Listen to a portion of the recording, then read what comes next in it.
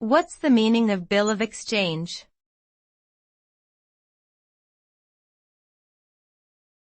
Bill of exchange.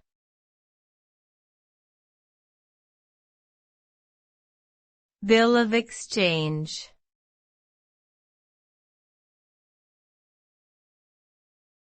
Bill of exchange.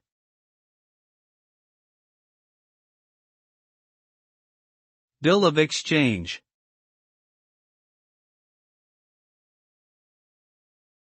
A bill of exchange is a legal document used in international trade to facilitate payment between buyers and sellers. It is essentially a written order from one party, the drawer, to another, the drawee, to pay a certain sum of money on a specific date or upon presentation of the bill. The bill of exchange serves as a contract between the two parties and can be used for both domestic and international transactions. It is a common tool for commerce because it allows parties to engage in trade without the need for direct contact or upfront payment. Bills of exchange are often used in industries such as shipping, commodities, and finance.